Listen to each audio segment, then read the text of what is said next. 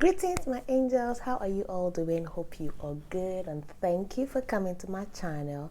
You're welcome to Angeloma's channel. My name is Angeloma. You can call me Aku Gudurama.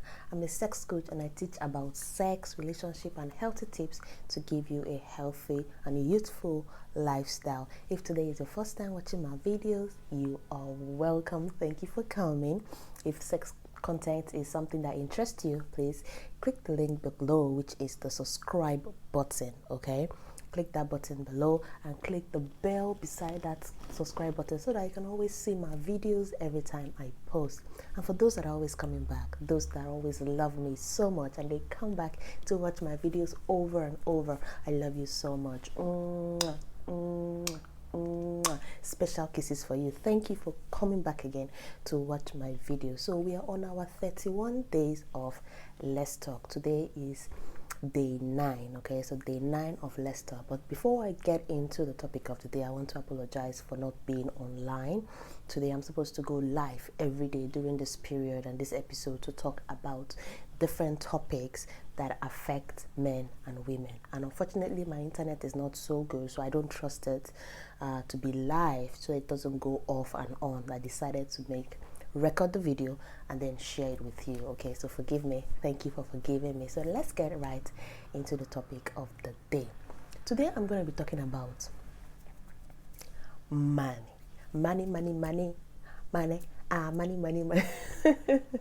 Okay, so I'm going to be talking about money when it comes to husband and wife. And money is a very big topic. It's a topic that people have issues with a lot. In short, there are several times we're going to be talking about money related issues. But today, I want to talk about husband's money when a man gets married to a woman, and if the woman have access to his money.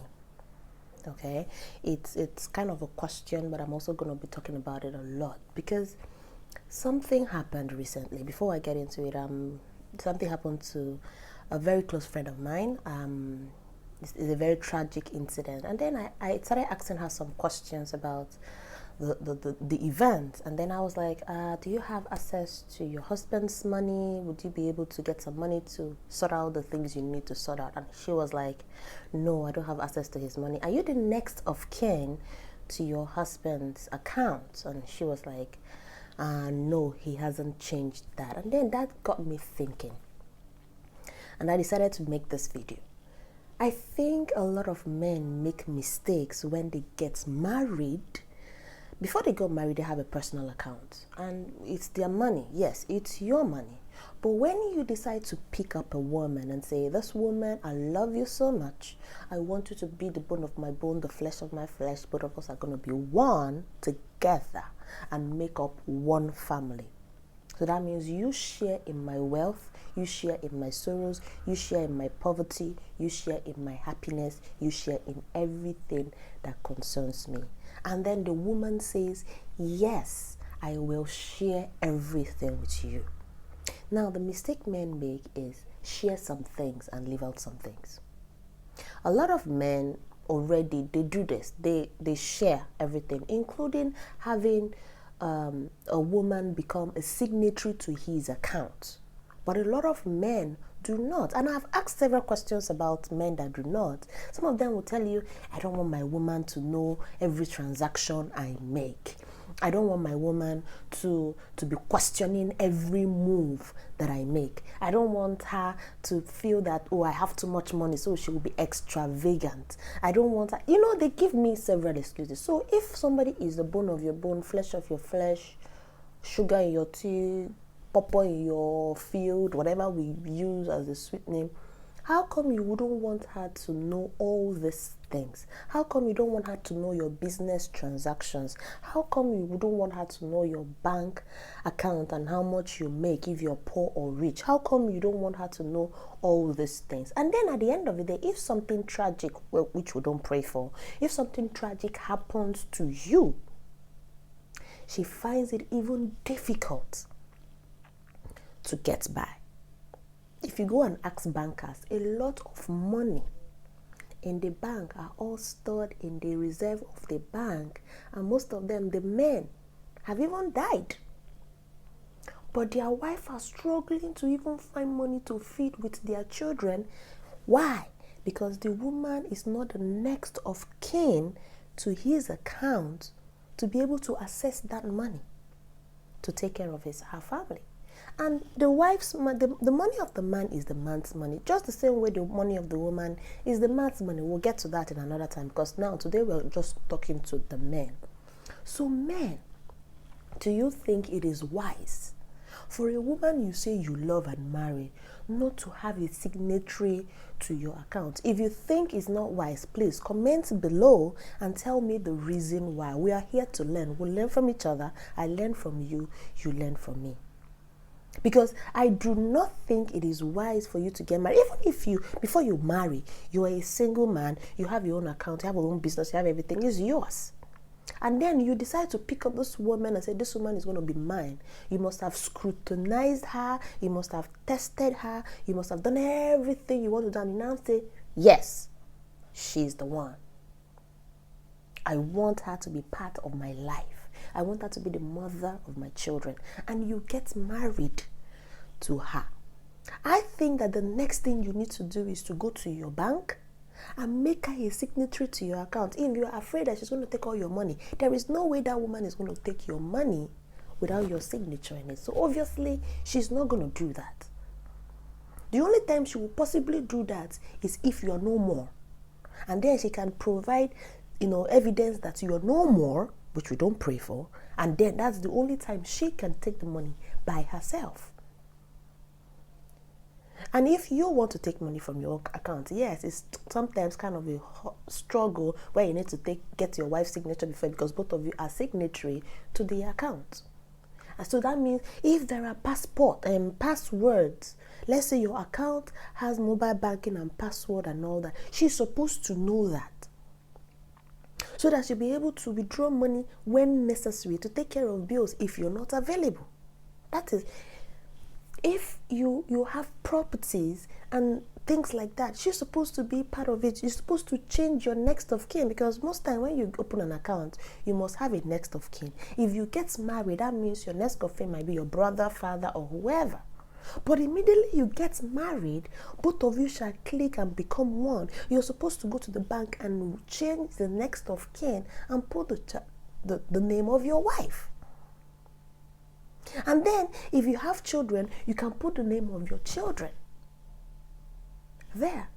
You see, we avoid some of these things. When it comes to will, the same thing. You see a young man, he's alive, he doesn't write a will because he feels like, am I praying myself dead? And you have one or two properties somewhere. And then immediately something goes wrong, and you depart, because everybody is going to depart one day. You depart, and then it becomes the worst nightmare for the woman. And this is a woman that might have, some women are not so good, but let's just imagine this woman that has stood with you in thick and in thin. That is when family members will come from here and there and want to destroy the little that this woman is trying to hold on to, all because you as the man didn't do what you're supposed to do. So this video is to encourage men and, remind you, when you say I do, it means for better, for worse, I do. That means you and the woman join together to become one. So that means everything you own, she owns. And everything she owns is automatically yours.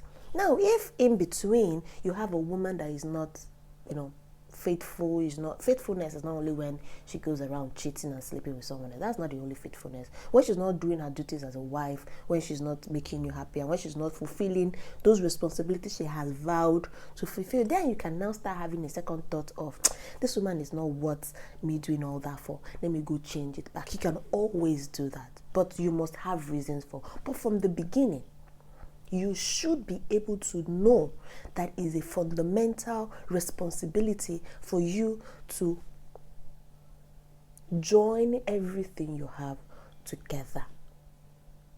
Nobody wishes for bad thing to happen, and nobody wishes that your woman is going to take all the things you've possessed, except if you're a fraudster, except if you're a dubious person or you're a ritualist and you don't want your woman to know your affairs. If that's the case, then you should find a way to set aside some money for her. Have a different joint account and you can do your dubious business wherever. I'm not supporting that.